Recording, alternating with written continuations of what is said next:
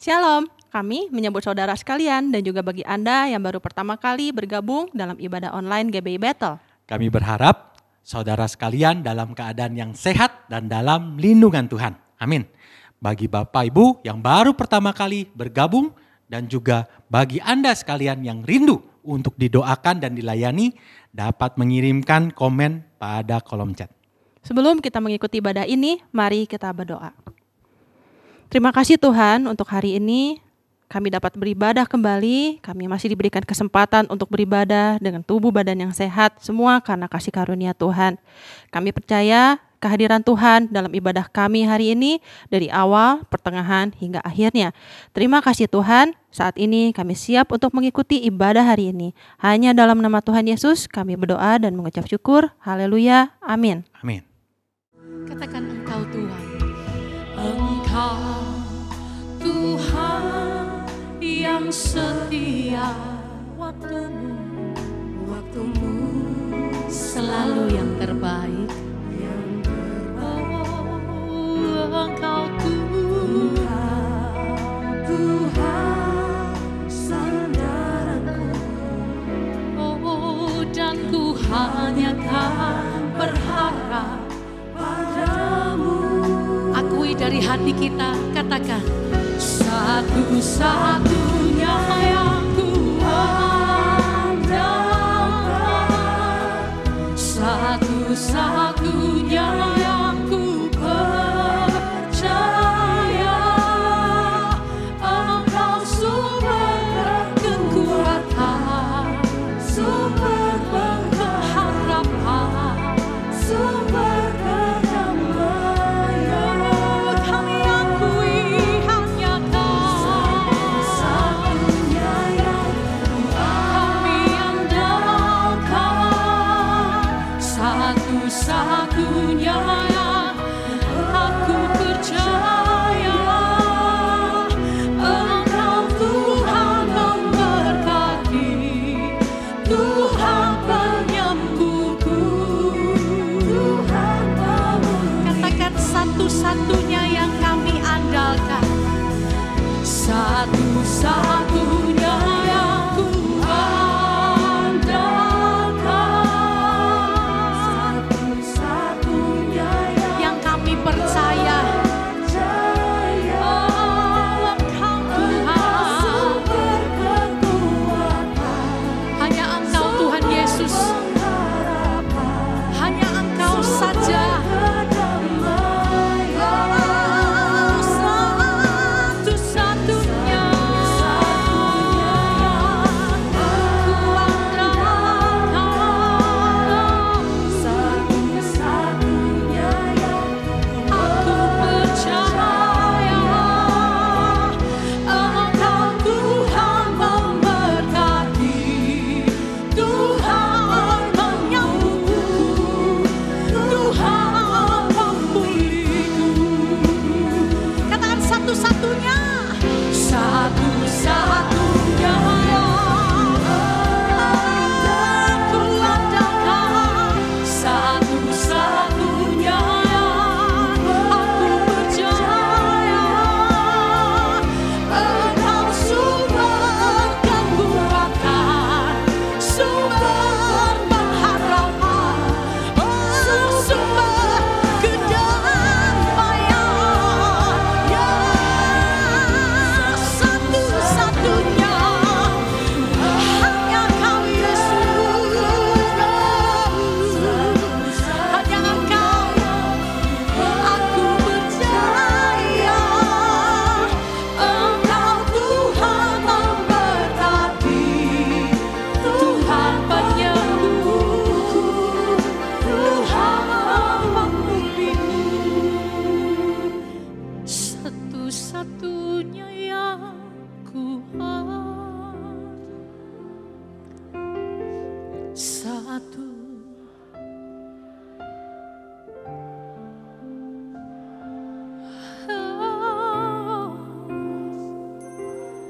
Kekuatan, sumber pengharapan, sumber kedamaian. satu-satunya yang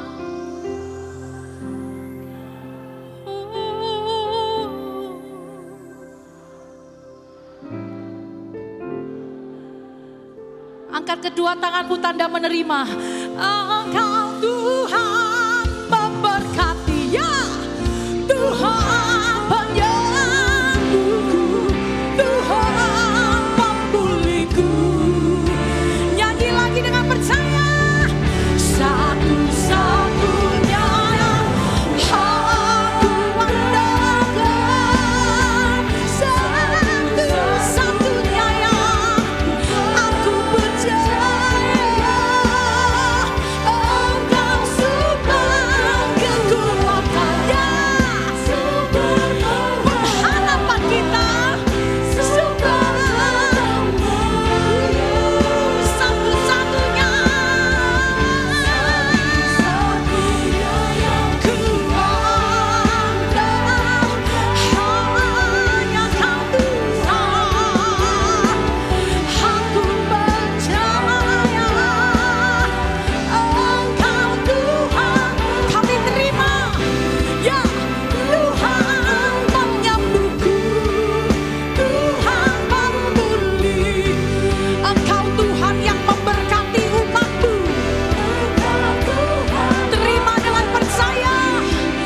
Tuhan penyembuhku, Tuhan pemulihku. Engkau Tuhan memberkati, Tuhan penyembuhku, Tuhan pemulihku.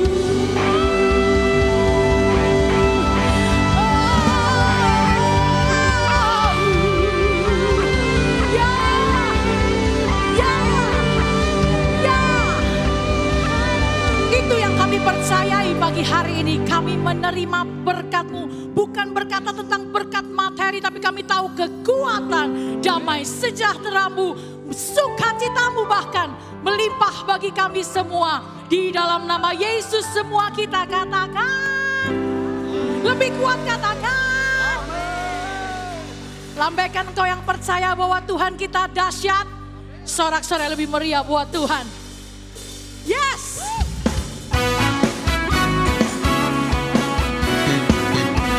Mari bersukacita bersama-sama. Mari menyanyi dengan penuh sukacita. Amin. Hey. Katakan. Apa yang tak pernah dilihat mata, ya, yang tak pernah didengar telinga, yang tak pernah timbul di hatimu Bapak Ibu Saudara. Oh ya, timbul di dalam hati, semua disediakan. Bagi siapa? Bagi engkau dan saya yang mengasihi Dia. Katakan, apa yang tak pernah dilihat mata, oh ya, yang tak pernah didengar telinga, oh ya, yang tak pernah timbul di dalam hati, semua disediakan bagi engkau dan saya yang mengasihi Dia. Oh, lambaikan tanganmu tinggi, katakan, alasanku, yes, melakukan segala, oh dulu sekarang,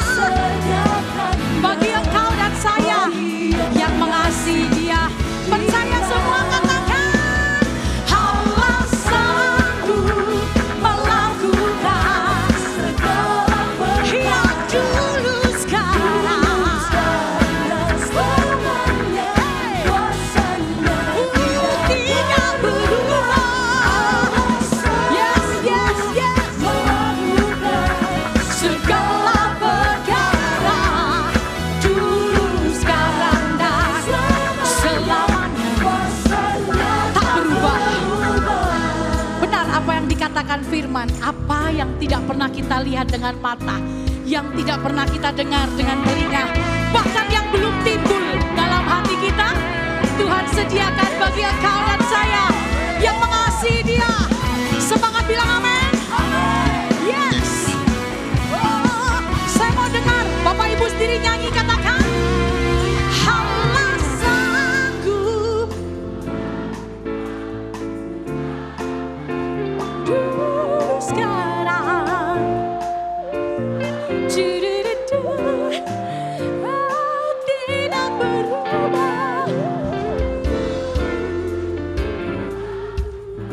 Segala perkara kuasanya. Kita mau ganti kata-kata Allah pakai nama Tuhan kita yang dahsyat. Siapa namanya? Lebih kuat siapa namanya? Jadi ntar kalau kata-kata Allahnya bilang Yesus sanggup, gitu ya. Sepakat bilang amin. Terus gerakannya kita samain boleh? Yesus sanggup semua.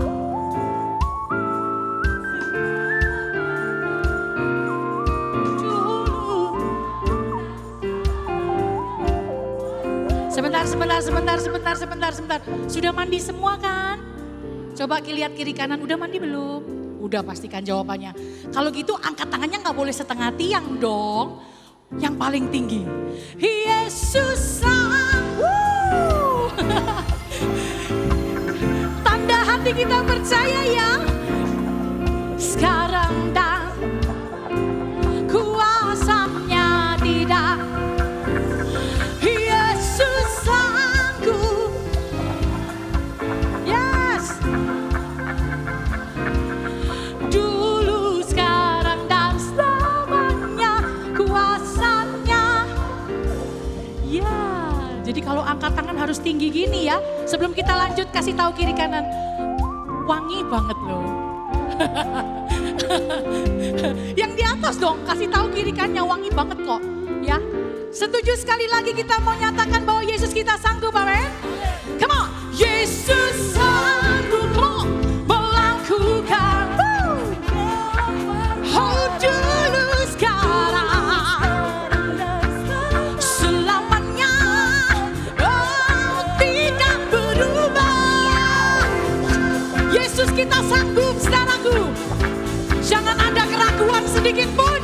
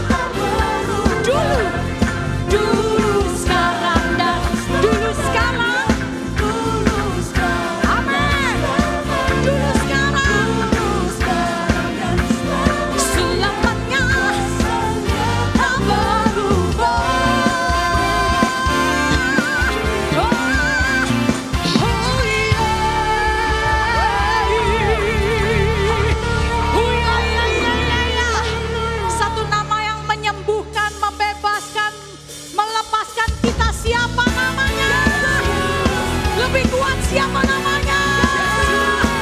Yesus. Oh ya.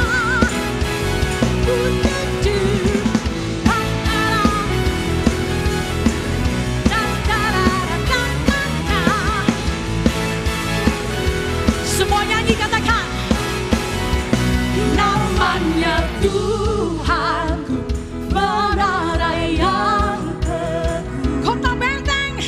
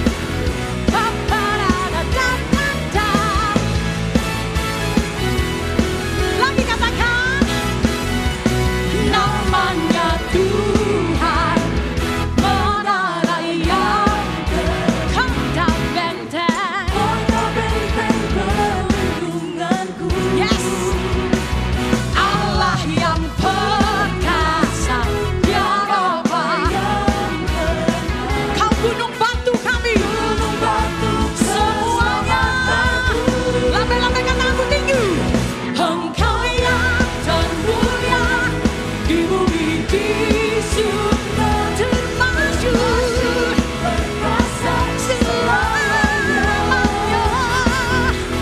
Engkau yang berkuasa di dalam segala hal, ada kuasa dalam nama Yesus. Engkau yang termulia, Engkau yang termulia di bumi di surga termasyhur perkasa selamanya.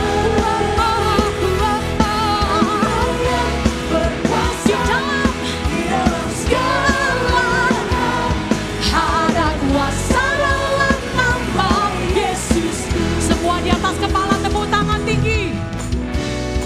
Namamu menyembuhkan, membebaskan, melepaskan, memberi kemenangan. Oh, katakan nama di atas segala nama. Nama yang sudah membebaskan hidupmu, hidupku.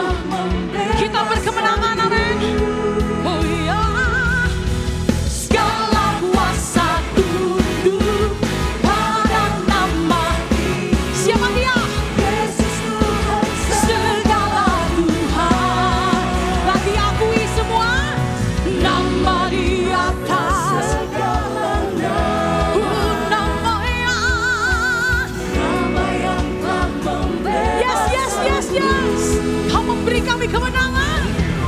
Segala kuasa tunduk pada nama hidup Yesus Raja segala raja. Semua katakan Engkau yang termulia di bumi di surga termasyhur perkasa selamanya. Engkau yang berkuasa di dalam segala hal, ada kuasa dalam nama Yesus. Lagi sekali katakan Engkau yang termulia di bumi di surga termasyhur perkasa selamanya. Engkau yang berkuasa di dalam segala hal, ada kuasa dalam nama siapa? Yes, ada kuasa. Ada kuasa dalam nama Yesusku.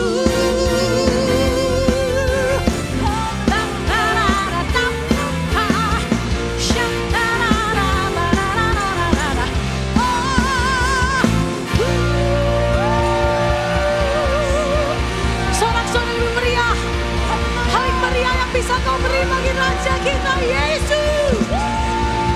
Yesus. Kau berkuasa, kau dahsyat, kau luar biasa.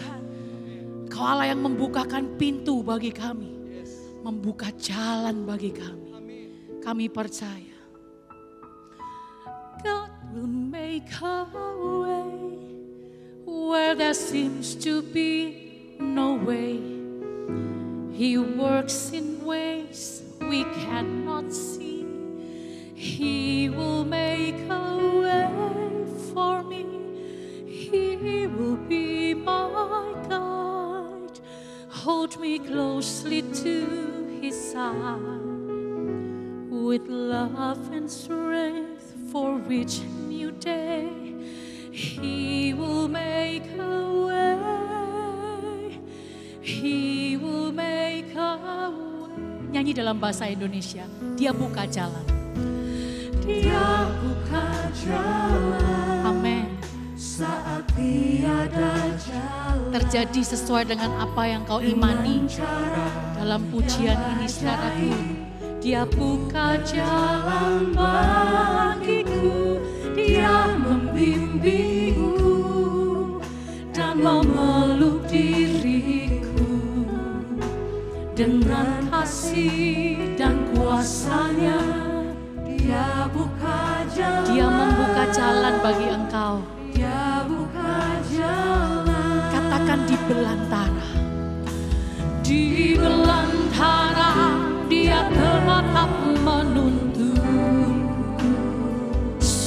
di gurun. Sungai di gurun ku temui. Langit dan bumi kan lenyap. Langit bumi kan lenyap. Katakan firman-Mu tetap. Kami firman-Nya tetap. Ya, saat ini Dia buka jalan. Dia buka jalan. Dia buka jalan. Saat tiada jalan. Dengan cara yang ajaib. Dia buka jalan bagiku. Dia membimbingku dan memeluk diriku dengan kasih, dengan kuasanya. Dia buka jalan. Dia buka jalan. Yang percaya, angkat tanganmu dua-dua, Bapak Ibu saudaraku yang di atas juga katakan, Dia buka jalan saat tiada jalan. Dengan cara yang ajaib, Dia buka jalan bagiku. Dia membimbingku dan memeluk diriku dengan kasih dan kuasa-Nya. Dia buka jalan. Dia buka jalan dengan kasih dan kuasa-Nya. Dia buka jalan. Dia buka jalan dengan kasih dan kuasa-Nya. Dia buka jalan. Dia buka jalan.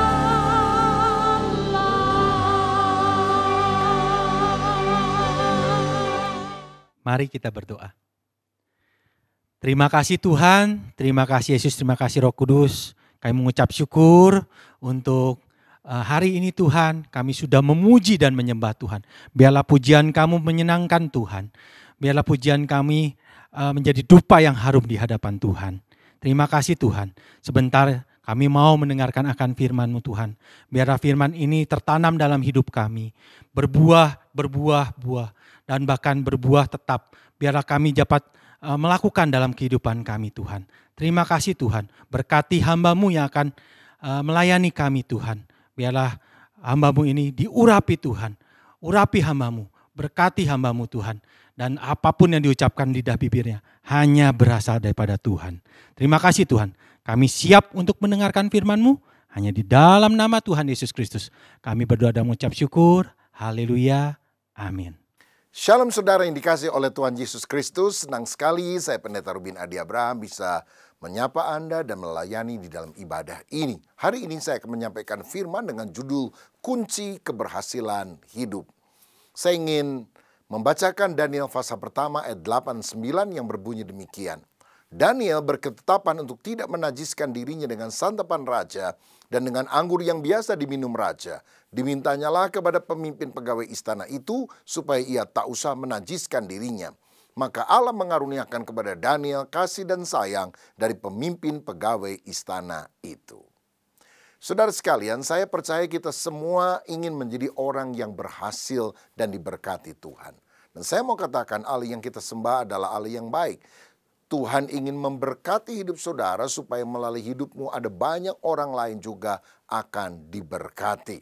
Karenanya di dalam Alkitab tidak hanya dibahas tentang sorga dan neraka saja, tetapi Alkitab juga memberikan banyak kisah keteladanan hidup orang-orang yang berhasil baik di hadapan manusia dan terutama di hadapan Tuhan. Dan kalau saya pelajari, kunci keberhasilan mereka tidak ditentukan karena latar belakang ekonomi, latar belakang sosial, atau pendidikan. Tapi lebih mengarah pada kepribadian atau karakternya. Yaitu karakter orang yang hidup takut akan Tuhan. Sehingga berkat Allah yang luar biasa mengalir dalam kehidupan mereka. Salah satu contoh Alkitab yang kita bisa teladani adalah Daniel. Daniel adalah orang Yahudi yang ditawan ke Babilonia dan di sana dia menjadi seorang budak. Tetapi ternyata bahkan di tempat pengasingan itu pun dia menjadi orang yang berhasil. Sehingga ada 4 raja minimal yang bergantian memerintah dalam 2 kerajaan. Yang pertama Babilonia, yang kedua adalah Media Persia. Dan rajanya adalah Nebukadnezar, Belsasar, kemudian Darius dari Persia, dan Koresi. Tetapi Perdana Menterinya tetap Daniel. Biasanya rajanya tetap, menterinya ganti-ganti. Kalau ini rajanya ganti-ganti, menterinya tetap Daniel. Karena apa? Ada kecemerlangan karakter di dalam diri Daniel sehingga bagaikan permata atau berlian yang indah. Sekalipun dilempar ke tong sampah, berlian ini tetap berharga. Karena apa? Nilai yang terkandung di dalam dirinya. Dia memang dijadikan budak, tapi kemudian Tuhan mengangkat dia menjadi menteri di dalam kerajaan besar ini. Saya percaya karisma, karunia akan membawa kita naik ke atas. Tetapi hanya karakterlah yang akan membuat kita tetap tinggal di atas. Nah, saya menemukan ada 4 kunci yang menyebabkan mengapa kita bisa diberkati oleh Tuhan sama seperti Daniel. Yang pertama adalah ketetapan hati. Ayat 8 tadi berkata, Daniel berketetapan untuk tidak menajiskan diri dengan makanan dan minuman yang biasa dimakan oleh raja. Saudara, Daniel itu artinya yang dihakimi oleh Allah. El, yang dihakimi oleh Elohim. Tapi ketika dia ada di pembuangan, diganti nama, saudara, menjadi Belsasar. Artinya yang diperkenan oleh dewa Bel. Dewa yang ada, yang dipercayai oleh orang-orang di Babilonia. Namanya berubah, keadaannya berubah dari orang merdeka menjadi budak. Tetapi sikap hatinya tidak berubah. Ketetapan hatinya tetap solid. Jadi pada waktu dia menjadi pegawai istana, dia juga harus makan makanan yang biasa dihidangkan untuk raja. Ya, dan tentu bagi orang Yahudi ada makanan-makanan yang dianggap tidak kosher atau tidak halal. Ya. Nah, tetapi Daniel tidak mau menajiskan diri. Dia teguh, tidak mau kompromi dengan dosa. Padahal makanan yang disajikan ini pasti makanan mewah, makanan raja. Tapi dia ingin hidupnya lurus di hadapan Tuhan. Nah, di dalam kehidupan kita harus menyadari bahwa kadang-kadang karena faktor uang, karena faktor kedudukan, kita mengkompromikan kepercayaan kita dengan sesuatu yang ada di lingkungan. Karena kita pikir yang penting saya untung lah, yang penting saya kaya. Dan sebetulnya ini adalah hal yang sangat merugikan, yang menyebabkan berkat Allah yang sejati tidak bisa diberikan kepada kita. Tuhan mau kita menjadi orang yang punya prinsip. Katakan ya bila ya, katakan tidak bila tidak. Lebih daripada itu berasal dari si jahat. Saya ingat satu kali ada orang yang mau masuk ke perusahaan dan dites.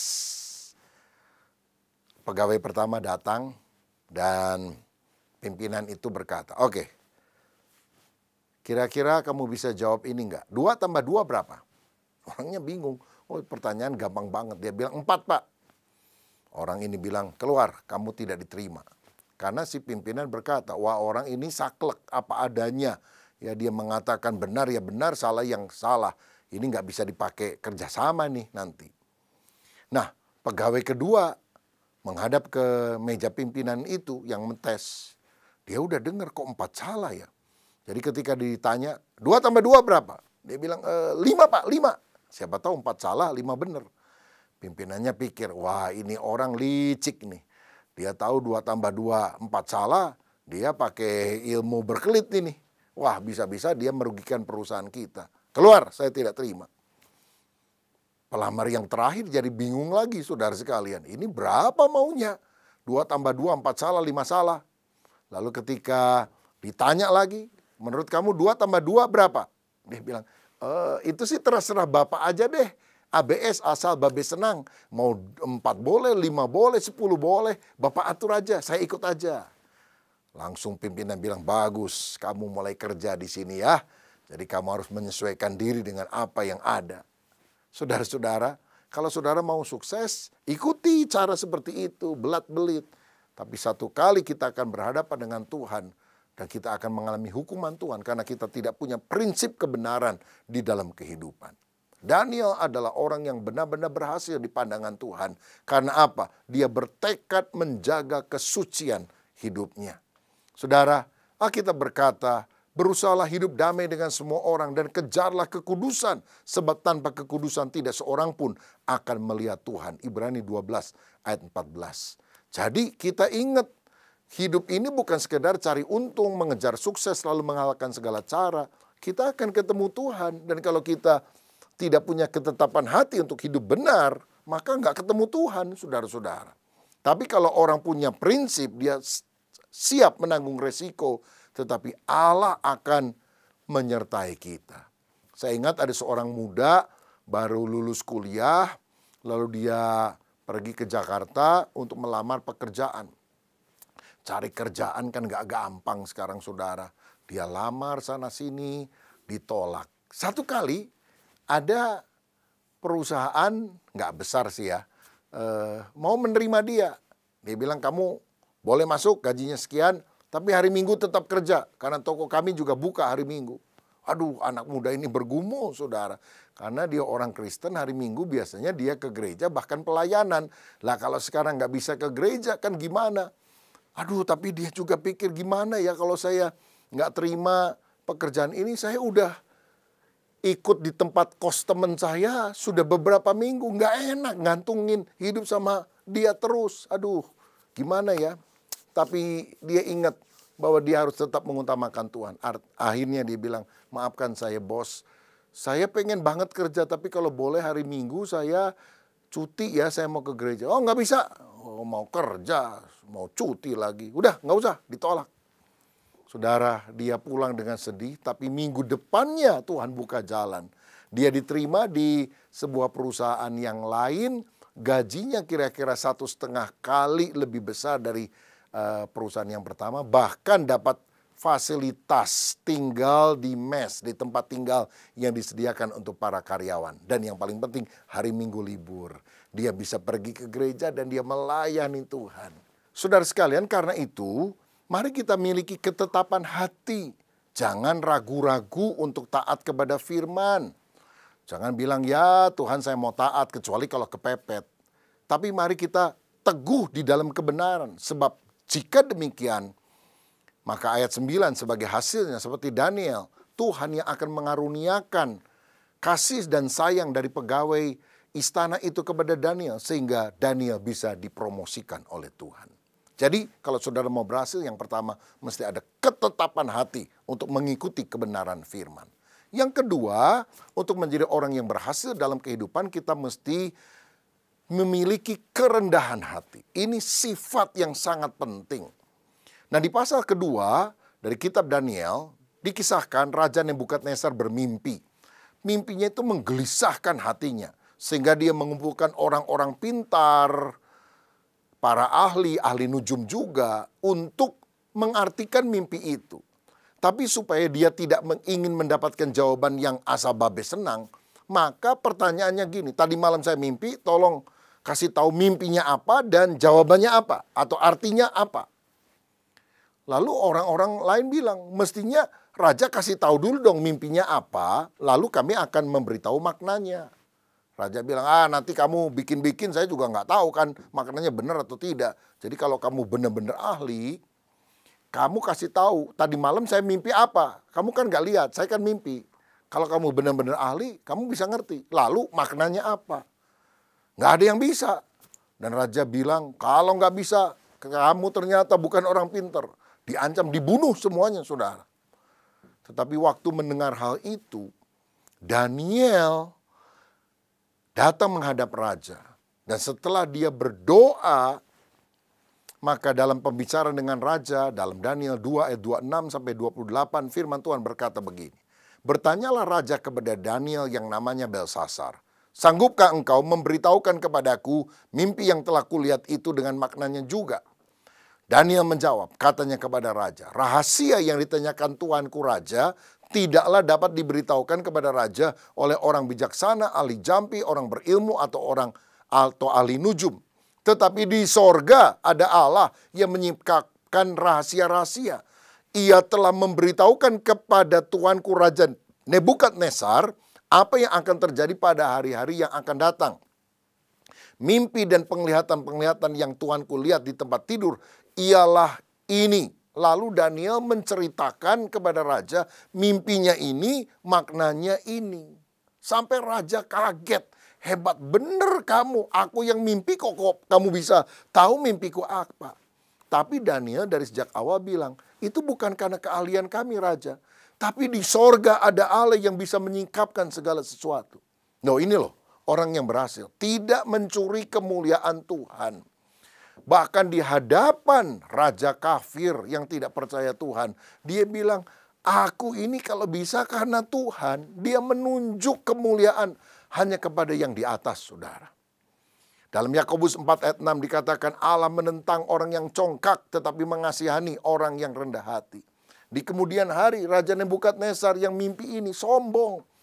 Dia bangga sekali dan dia bilang, akulah yang mendirikan Babel dengan kekuatan tanganku. Tuhan bilang, sombong lu. Ya, mungkin dijitak Tuhan atau dijewer sama malaikat Tuhan. Goyang otaknya 0,5 milimeter. Namanya lupa, statusnya lupa, dia pulang ke istana, bukan masuk ke dalam gedung, malah pergi ke tempat hewan, saudara-saudara. Selama berbulan-bulan dia seperti kerbau yang makan rumput. Kalau dikasih makanan yang enak-enak, capcay, puyung hai, barongsai, jawabnya moh, begitu. Sampai akhirnya dia merendahkan diri kepada Tuhan, baru dipulihkan ingatannya. Oh, Allah nggak suka banget sama orang yang sombong, yang mau mencuri kemuliaan Tuhan. Karena hidup kita ini semua hanyalah anugerah. Dalam Lukas 18 ayat 14, firman berkata, sebab barang siapa meninggikan diri, dia akan direndahkan. Dan barang siapa merendahkan diri, dia akan ditinggikan. Saya ingat satu kali ada seorang pergi ke toko kain, lalu dia tanya berapa harganya kepada pemilik toko kain itu. Dan waktu dia nanyanya gini, ini kain 1 meter berapa? Tapi dia tunjuk itu dengan 10 jarinya. Pak, ini kain 1 meter berapa? Karena rupanya seluruh jarinya itu ada cincin emas, saudara sekalian. Nah, orang yang punya toko kesel juga. Dia bilang, emang cuma kamu yang punya emas? Lalu dia bilang, 100.000. Kenapa dia bilang gitu? Karena dia mau tunjukin ternyata giginya emas semuanya, saudara sekalian. Inilah manusia yang gak mau kalah, saling menyombongkan diri. Tapi Tuhan tidak suka dengan itu. Berkat hanya datang bagi orang yang rendah hati dan memuliakan Tuhan. Nah, saya ingat ada seorang pengusaha real estate, saudara. Ini peristiwa sudah sekian tahun yang lampau. Yang anehnya di kantor pemasarannya di atas atap itu dia pasang dokar. Itu apa namanya, kereta kuda itu, saudara sekalian, dokar. Lalu temennya tanya, kamu ini aneh kok, kamu jualan rumah kan, real estate, kenapa kamu taruh itu dokar di atas atap tempat usaha ini? Kan kalau kasih antena parabola masih oke lah. Dia bilang, saya ini kan sebetulnya cuma size delman, ya. Jadi saya ini bisa jadi pengusaha real estate itu anugerah Tuhan. Nah, dan seringkali saya suka lupa, bisa sombong. Tapi setiap kali saya pergi ke kantor pemasaran ini, ke kantor tempat kerja saya lihat ke atas, ada dokar atau delman itu yang dipasang di sana. Dan delman itu seakan-akan ngomong gini, kamu jangan sombong ya, kamu kan cuma size delman, cuma kusir. Kalau kamu berhasil itu adalah anugerah Tuhan. Saya jadi merendahkan diri lagi dan saya percaya karena itulah Tuhan selalu akan melimpahkan berkat kepada saya. Saudara, air selalu mengalir ke tempat yang rendah. Begitu juga berkat akan mengalir kalau kita rendah hati. Jangan sombong, semua adalah anugerah Tuhan. Daniel adalah orang yang rendah hati. Hasilnya, Daniel 2 ayat 48 dan 49. Lalu raja memuliakan Daniel, dianugerahinya lah dengan banyak pemberian yang besar dan dibuatnya dia menjadi penguasa atas seluruh wilayah Babel dan menjadi kepala semua orang bijaksana di Babel. Atas permintaan Daniel, raja menyerahkan pemerintahan wilayah Babel itu kepada Sadra, Mesa, dan Abednego, sedang Daniel sendiri tinggal di istana raja. Haleluya. Orang rendah hati diberkati Tuhan, dan dia juga bagi-bagi berkat kepada teman-teman yang lain, sehingga teman-temannya juga mendapatkan kedudukan yang bagus. Yang ketiga, kalau saudara ingin menjadi orang yang berhasil, kita harus belajar memiliki ketulusan hati. Ya. Saya percaya karakter tulus, punya integritas itu lebih daripada kemampuan bahkan pengetahuan. Nah, di dalam pasal yang ke-6 dari kitab Daniel, Raja Darius itu memiliki 120 orang wakil raja karena kerajaannya tersebar sangat luas sekali pada waktu itu. Dari Asia ke Eropa, saudara, sampai ke India. Lalu dari 120 wakil raja itu dipilih 3 pejabat tinggi. Salah satunya adalah Daniel. Wah, luar biasa. Ini menteri koordinator gitulah. Daniel salah satunya. Kenapa? Karena dia dapat dipercaya. Bahkan Daniel ini mau diangkat lagi menjadi langsung pejabat tinggi di bawah raja. Karena dia tidak seperti pagar makan tanaman. Korupsi sana sini, bohong sana sini. Enggak. Karena dia orang yang tulus hati. Bekerja dengan jujur. Akibatnya ayat 4. Maka Daniel ini melebihi para pejabat tinggi dan para wakil raja itu. Karena ia mempunyai roh yang luar biasa. Spirit of excellence. Nah ini, karena rohnya, relasinya dengan Tuhan baik. Maka semua yang dia kerjakan, excellent. Akibatnya raja bermaksud untuk menempatkannya atas seluruh kerajaannya. Jadi tangan kanannya raja. Saya yakin ketulusan dan kejujuran adalah modal kita untuk sukses diberkati oleh Tuhan. Yesaya 33 ayat 15 dan 16 berkata begini. Orang yang hidup dalam kebenaran, yang berbicara dengan jujur, yang menolak untung hasil pemerasan, yang mengebaskan tangannya supaya jangan menerima suap, yang menutup telinganya supaya jangan mendengarkan rencana penumpahan darah, yang menutup matanya supaya jangan melihat kejahatan, dialah seperti orang yang tinggal aman di tempat-tempat tinggi. Bentengnya ialah kubu di atas bukit batu, rotinya disediakan, air minumnya terjamin. Jadi orang yang sungguh-sungguh jujur, Tuhan angkat di tempat tinggi, rotinya disediakan, air minumnya terjamin. Kebutuhan kita akan Tuhan siapkan. Haleluya. Karena itu mari kita jadi orang yang takut akan Tuhan. Sebab Tuhan akan mengangkat kita jadi kepala, tidak akan jadi ekor. Kita akan naik terus, tidak akan turun. Kalau apa? Hati kita jujur, tulus di hadapan Tuhan. Nah, tentu saja niatan raja ini menimbulkan kecemburuan, iri hati. Karena apa? Daniel itu kan dulunya tawanan, non pribumi lah istilahnya. Dan dicoba dicari-cari kesalahannya. Tapi ayat 5 dikatakan kemudian para pejabat tinggi dan wakil raja itu mencari alasan dakwaan terhadap Daniel dalam hal pemerintahan. Tetapi mereka tidak mendapat alasan apapun atau sesuatu kesalahan. Sebab ia setia dan tidak ada didapati sesuatu kelalaian atau sesuatu kesalahan padanya. Orang kalau jujur mau dicari-cari kelemahannya nggak ketemu, saudara sekalian. Karena apa? Setiap celah itu ditutupi oleh kejujurannya. Nggak ada celah jadinya. Tapi apakah bisa hal itu terjadi pada masa kini? Orang kan suka tanya, jujur, mujur, atau hancur? Lalu orang jawab sendiri, hancur, malah hancur lebur. Mana bisa kita hidup jujur di tengah dunia nggak jujur seperti ini? Kalau ada 10 orang hakim, 9 tidak jujur, 1 jujur, yang jujur ini yang akan hancur hidupnya. Kan kita selalu memikirkan hal semacam itu. Sehingga banyak orang ikut situasi. Nggak mau jujur. Di gereja nyanyi puji Tuhan, angkat tangan dengan penuh perasaan. Tapi kalau lagi dagang, nipu orang juga dengan penuh perasaan, saudara. Tapi ingat ini. Kalau saudara nggak jujur, engkau bisa mendapatkan keuntungan. Tetapi sekali orang tahu, maka seumur hidup engkau tidak akan dipercaya. Ngapain sih kita bohong-bohong? Demi gengsi, demi rasa diri kita hebat, apa gunanya? Saya pernah dengar cerita nih saudara, ada seorang yang baru diangkat menjadi kolonel, dia bangga sekali dengan posisinya saudara, lalu dia masuk ruangan kerjanya yang baru, dan gak lama kemudian ada orang ketok pintu. Siapa nih ya tamu pertama nih. Lalu untuk menunjukkan bahwa dia orang penting, dia angkat telepon. Dia pura-pura sebetulnya saudara, dia angkat telepon. Lalu dia bilang, silakan masuk. Jadi begitu orangnya masuk, dia ngomong gini di telepon. Oh, jadi jam 2 siang ini saya akan ketemu dengan 3 jenderal ya. Baik, saya akan datang. Terima kasih untuk undangannya. Langsung dia taruh telepon. Lalu dia bilang sama tamu itu, Anda siapa? Saya sedang diundang untuk ketemu 3 jenderal jam 2 siang. Jadi cepat, kasih tahu permintaan kamu apa kepada saya.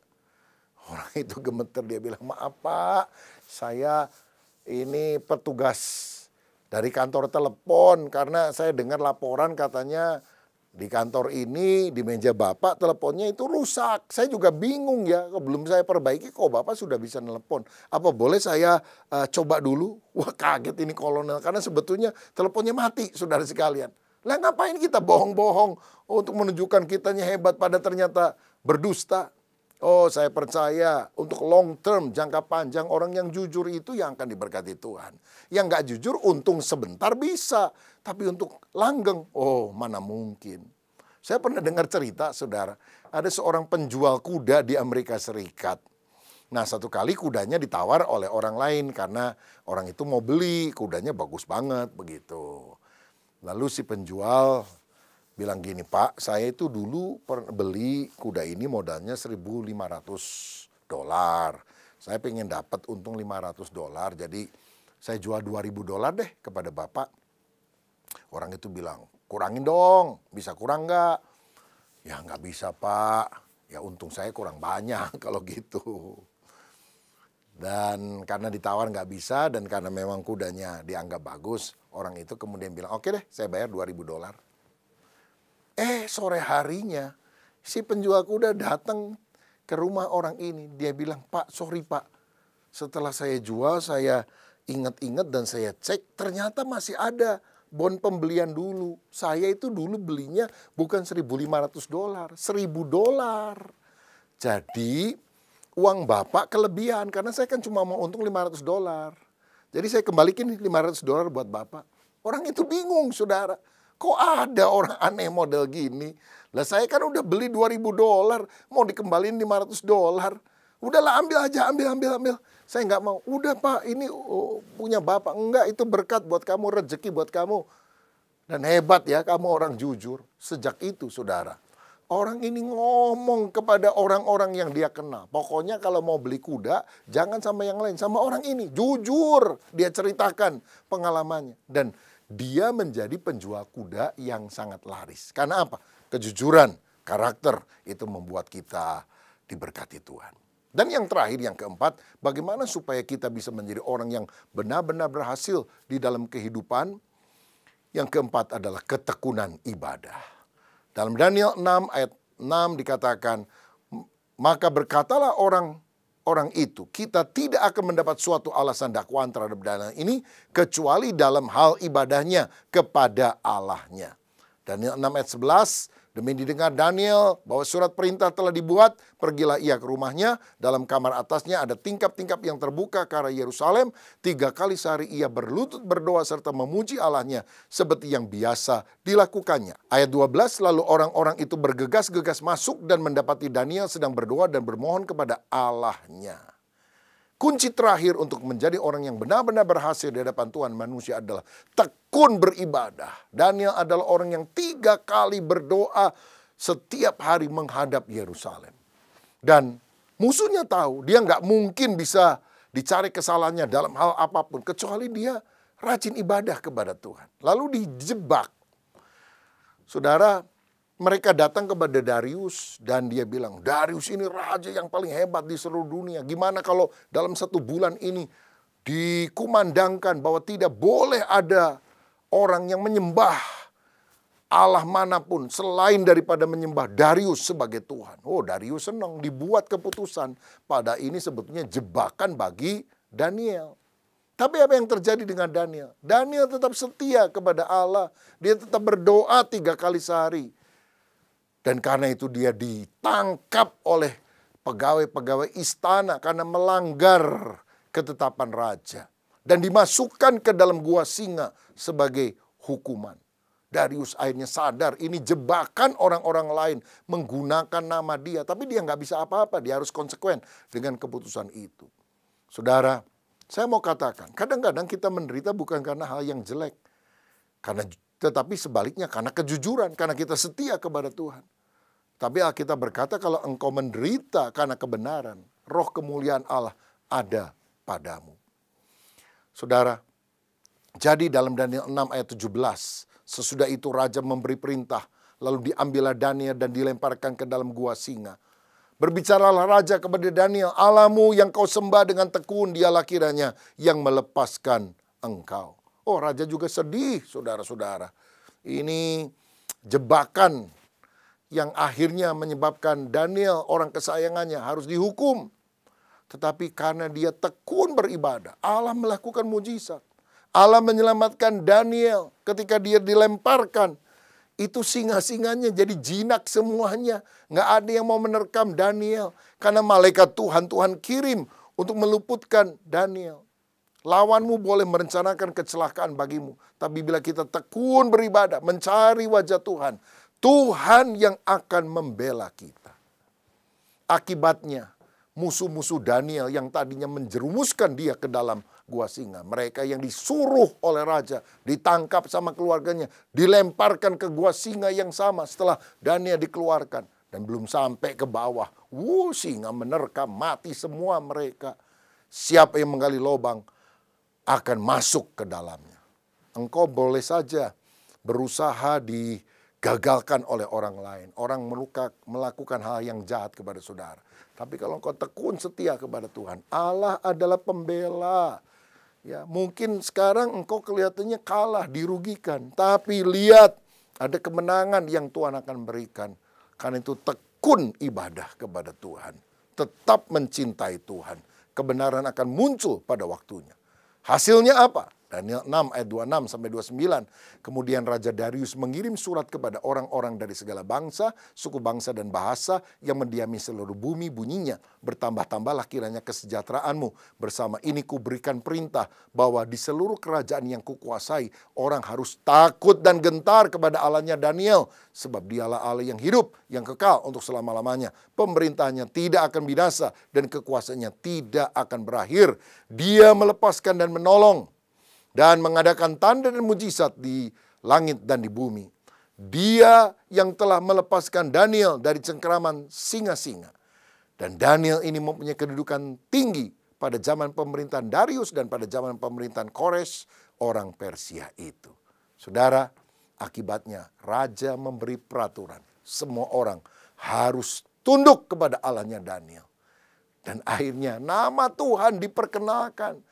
Nama Tuhan disembah karena ada satu orang yang bukan cuma sukses bagi dirinya sendiri, tapi benar-benar memuliakan Tuhan. Saya berdoa, engkau tidak hanya menjadi orang yang sukses menurut ukuran dunia, tapi melalui keberhasilanmu, banyak orang akan sujud menyembah kepada Tuhan. Mari kita berdoa. Bapa, ini doa hamba-Mu untuk setiap anak-anak-Mu yang menerima firman. Jadikan kami orang berhasil. Dan untuk berhasil, bukan hanya di hadapan manusia, tapi di hadapan Tuhan. Kami harus punya ketetapan hati, kerendahan hati. Kami juga harus punya ketekunan ibadah, ketulusan hati. Dan kami percaya semua adalah karakter yang berkenan kepada Tuhan. Kalau ada di antara kami yang hari-hari ini ada pergumulan, biar kami tetap teguh berpegang pada kebenaran firman. Karena cepat atau lambat Tuhan akan memunculkan terang kebenaran itu dalam hidup kami. Terima mujizat, terima jalan keluar, terima promosi dari Tuhan, terima berkat dalam nama Tuhan Yesus. Haleluya. Amin. Tuhan Yesus memberkati kita. Kau setia, kau setia, kau setia, kau mulia, Bapa, kau setia.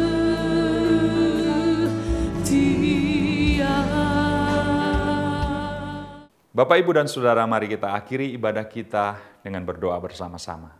Kami menaikkan syukur Bapa Surgawi, Engkau baik, bahkan sangat baik bagi kami. Engkau mengerti apa yang kami perlukan dan butuhkan. Engkau yang akan terus menuntun kami, menolong kami, dan setia mendampingi setiap kami. Ajarkan kepada kami yang memiliki berbagai macam kelemahan ini juga untuk tetap setia kepada Tuhan, taat kepada Tuhan, mengandalkan Tuhan di dalam kehidupan kami. Dan biarlah Tuhan, pada akhir ibadah kami ini, kami diberkati oleh Tuhan. Kami menengadahkan tangan kami, dan turunlah atas kami sekalian sekarang berkat dari Allah Bapa Surgawi, kasih sayang dan karunia dari Tuhan kami Yesus Kristus, persekutuan dan pengurapan yang baru dari Roh Kudus, berkat Allah Tritunggal yang kami terima dalam nama Tuhan Yesus Kristus. Semua kita yang percaya dan diberkati Tuhan, mari katakan, amin. Sampai berjumpa pada kesempatan yang akan datang. Tuhan memberkati Anda sekalian.